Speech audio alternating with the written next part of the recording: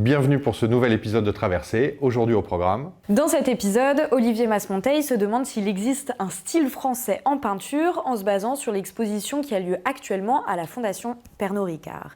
Et Margot Brugvin vous présente une artiste qu'on ne présente plus, il s'agit de Marguerite Humeau. Et Camille Bardin vous parle d'une œuvre de Joël Hardet qui reconstitue un lieu de drague homosexuel dans la forêt ardéchoise. Traversée, c'est parti!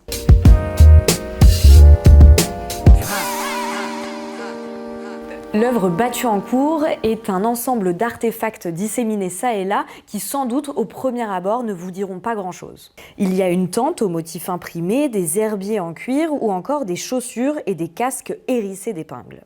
L'œuvre de Joël Hardet demande en fait de mener une petite enquête, d'observer, de sentir et d'écouter ce qu'il se passe devant nous. En l'occurrence, ici, l'artiste a voulu recréer un espace particulier, un espace qu'il a vu grandir en quelque sorte, puisqu'il se situait à quelques pas de là où il a grandi en Ardèche. C'est un lieu de drague homosexuelle qui avait lieu caché dans la forêt ardéchoise. Un espace donc qu'il a fantasmé pendant longtemps, qu'il a craint un peu j'imagine aussi, et surtout qu'il a accompagné dans la construction de sa propre identité. Pour cette œuvre, l'artiste convoque la figure du chasseur-cueilleur et dissémine çà et là plein d'indices qu'il offre aux visiteurs et visiteuses. Ce porte-clés en herbier, par exemple, l'artiste explique qu'il reprend en fait l'un des codes de la drague homosexuelle. Pour se retrouver dans la forêt et faire comprendre aux autres qui sont à la recherche d'un amant, les hommes secouent en fait leurs clés, ce qui leur permet d'être repérés par les personnes avec qui ils ont envie de communiquer et à l'inverse, de ne pas être du tout repérés par les personnes non concernées. Pour cette œuvre, Joël Hardet a aussi travaillé avec énormément d'artisans et d'artisanes. Il a notamment travaillé avec un nez pour recréer l'odeur du sexe en forêt qui serait un mélange entre évidemment l'odeur des sous-bois mais aussi l'odeur des fluides corporels et des parfums dits masculins. Cette œuvre, elle parle de construction de soi, de communauté, d'homosexualité en milieu rural, mais elle parle également de gentrification et de généalogie à préserver puisque la forêt ardéchoise où se situe ce lieu de drague est actuellement soumis à un projet municipal qui viendra complètement dénaturer cet espace.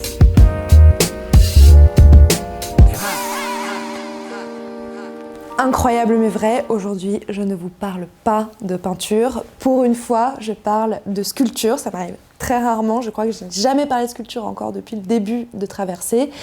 Et je ne vais pas vraiment vous parler d'une artiste inconnue, d'une artiste qui évoluerait dans la scène artistique underground, puisque je vous présente aujourd'hui le travail de Marguerite Humeau, dont vous avez peut-être déjà entendu parler en 2016 quand elle a eu son exposition personnelle au Palais de Tokyo, en 2017 quand elle a eu son exposition personnelle à la Tate, en 2018 quand elle a eu son exposition personnelle au New Museum de New York, en 2019 quand elle a été nommée au prix Marcel Duchamp, en 2020 quand elle a été exposée au Jeu de Paume ou en 2021 à Lafayette Anticipation. Bref, tous les ans, Marguerite Humeau a une énorme exposition, un énorme projet et cette année, j'ai pu voir ses œuvres à la Biennale de Venise.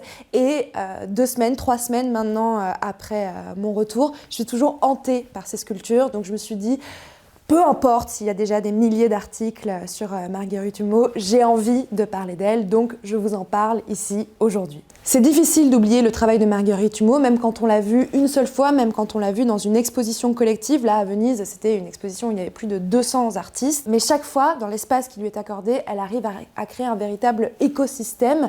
Ce petit espace où sont ses œuvres, ou ce grand espace généralement, devient comme un espèce de portail vers une autre dimension, vers un monde parallèle, un monde préhistorique, un monde qui n'existe pas encore, ou un monde qui nous est invisible.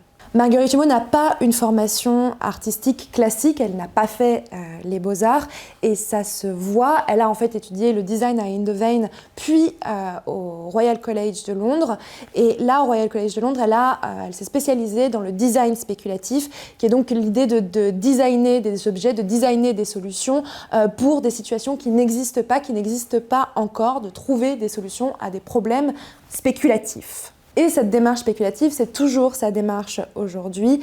Quand elle découvre par exemple une théorie scientifique qui expliquerait la spécificité de l'être humain par rapport à tous les autres animaux, à tous les autres vivants, par l'existence d'un gène très particulier, le gène FOXP2, ce gène qui lui aurait permis de développer le langage, elle se demande et si une autre espèce animale avait été dotée de ce gène également, qu'est-ce qui se serait passé? Et là, son processus de travail commence, son nouveau projet artistique commence. Elle va interroger des dizaines, parfois des centaines de scientifiques dans des domaines très différents, de plus en plus aussi des détenteurs d'un savoir différent que le savoir scientifique. Donc par exemple des gardiens de tradition orale.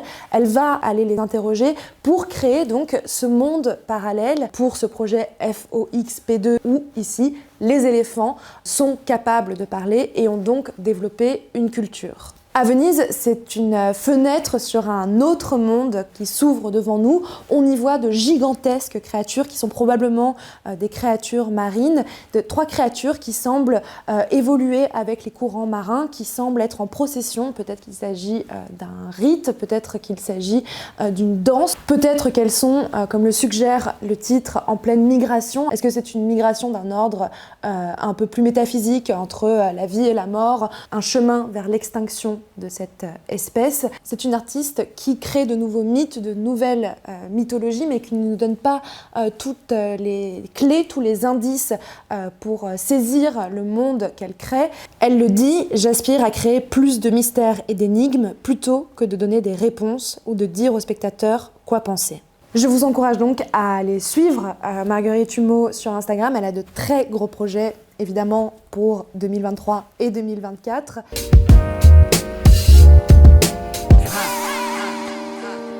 Dans ce nouvel épisode, j'avais envie de vous parler de ce qu'on appelle la scène française. Et existe-t-il un style français?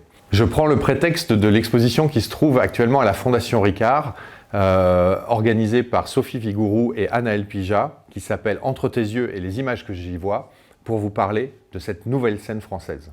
Et cette expo n'est pas sans me rappeler une exposition en 2001, toujours à la Fondation Ricard, qui s'appelait Fil Space, qui était organisée par Daniel Templon à l'époque, et qui annonçait une scène picturale émergente. Mais il se trouve qu'à l'époque, la scène picturale émergente dont il parlait était allemande.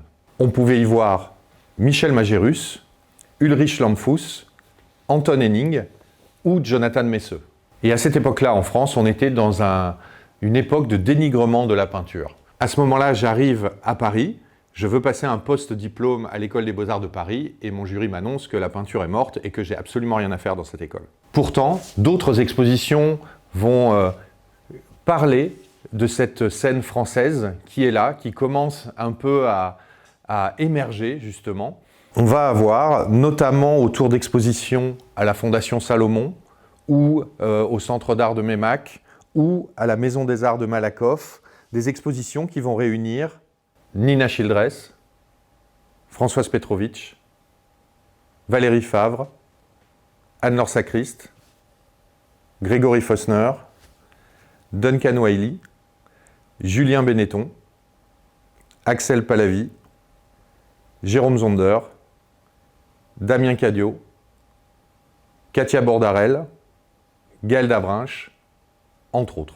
Cette génération de peintres, née dans les années 70, d'ailleurs l'exposition qui aura lieu à la Fondation Salomon à l'époque s'appellera Génération 70, marque un retour certain de la peinture en France.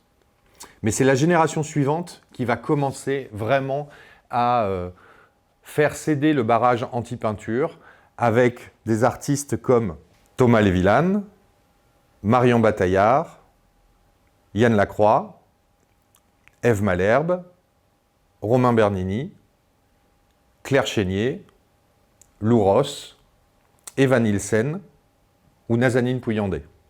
Et bien sûr avec en figure de proue Claire Tabouret, qui elle va commencer à imprimer une vraie identité autour de cette scène française. Après cette génération née dans les années 80, arrive aujourd'hui la génération de ceux qui sont nés dans les années 90 et qui va définitivement faire exploser la peinture en France. On y retrouve Bruno Gaden, Diane Benoît-Duré, Dewadi Hadjab, Arnaud Adami Et pour cette exposition dont je vous parlais à la Fondation Ricard, Jean Clarac, Cécilia Granara, Myriam Haddad, Nathaël Herbelin, Simon Martin, Christine Safa, Apollonia Sokol,